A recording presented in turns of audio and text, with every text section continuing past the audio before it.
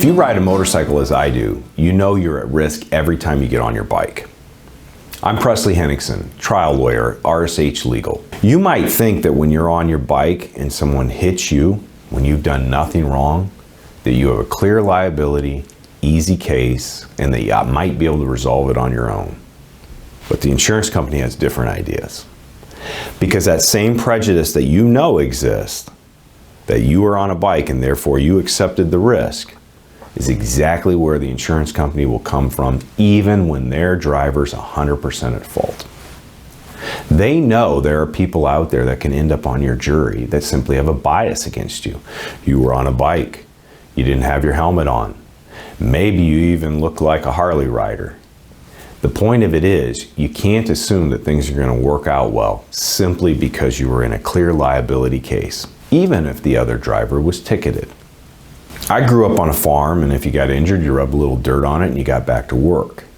A lot of times my biker clients follow that same motto, and they don't get all the proper treatment that they need for their injuries. The insurance company will take advantage of that to simply say, you're not hurt. You're not hurt that bad. So anybody who's been in any kind of bike crash should make sure that they get prompt and appropriate medical treatment right away. It's important to document in those medical records what is wrong with you. I don't want anyone to exaggerate their injuries, but I also don't want them to downplay their injuries. So make sure you talk to your doctor honestly about every symptom that you're experiencing after a motorcycle crash.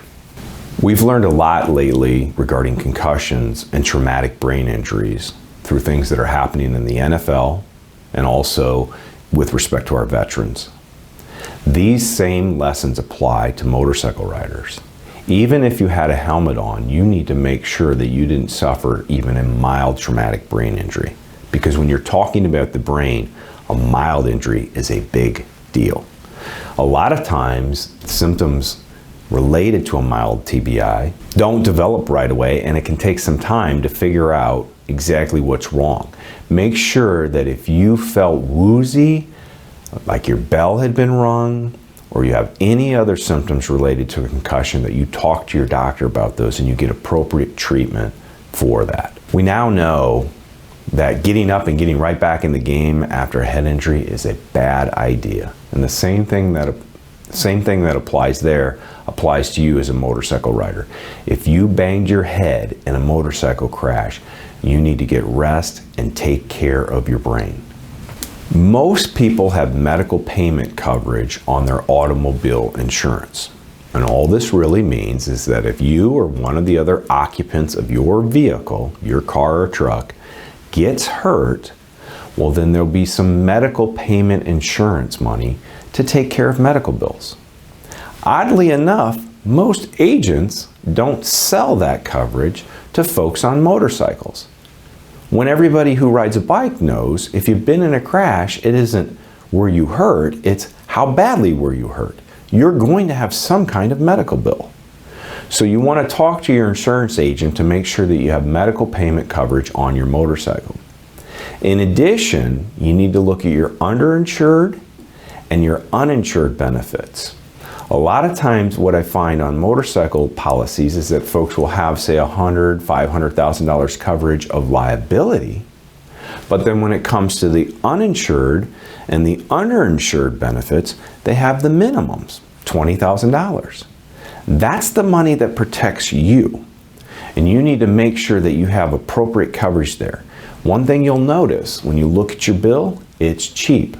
That coverage is cheaper than the liability coverage. So make sure you have appropriate underinsurance and uninsured benefits. And if you happen to find yourself in a crash, you're going to want to talk to an experienced motorcycle lawyer about what coverage do you actually have, because the other driver may not have enough.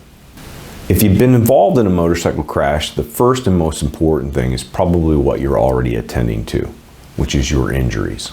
And then secondly, your family, and how do you take care of bills and things like that.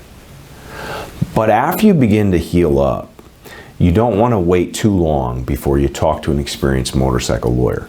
There's evidence that's going to go away if it's not appropriately gathered. I recommend that folks contact a lawyer as soon as possible after a crash to determine if they need a lawyer. You can call us for a risk-free, no obligation evaluation of your situation, and we can help you out with that.